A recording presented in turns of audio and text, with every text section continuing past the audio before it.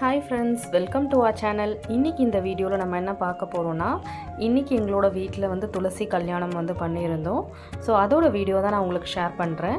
So இது என்னென்ன ஐதீகம் பார்த்தீங்கன்னா வந்து, மகாலட்சுமி வந்து பார்க்கடல் கலையும் போது வெளியே வரும்போது அவங்க கூடவே வந்து துளசியும் வந்திருந்தாங்க.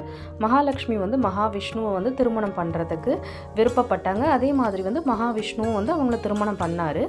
ஸோ அப்போ பார்த்தீங்கன்னா துளசி அம்மாவும் வந்து மகாவிஷ்ணுவை வந்து திருமணம் பண்ணுறதுக்கு ஆசைப்பட்டாங்க. ஸோ இதை வந்து மகாலட்சுமி வந்து மகாவிஷ்ணு கிட்ட சொல்லும்போது அவர் சொல்லியிருந்தார், நான் சாலகாமம் ரூபம் வந்து எடுப்பேன்.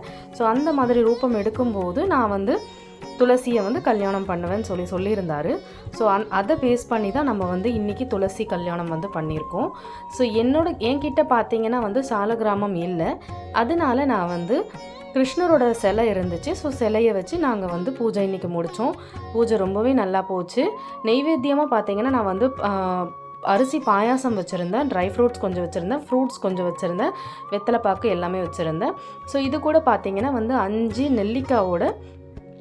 நெல்லிக்காயில் வந்து திரி போட்டு விளக்கு ஏற்றிருந்தேன். ஸோ பூஜை ரொம்பவே நல்லா போச்சு. இந்த வீடியோ உங்களுக்கு பிடிச்சிருந்தா லைக் பண்ணுங்கள், ஷேர் பண்ணுங்கள், கமெண்ட் பண்ணுங்கள். இன்னொரு நல்ல வீடியோவில் உங்களை சந்திக்கிறேன். டாடா, பாய்.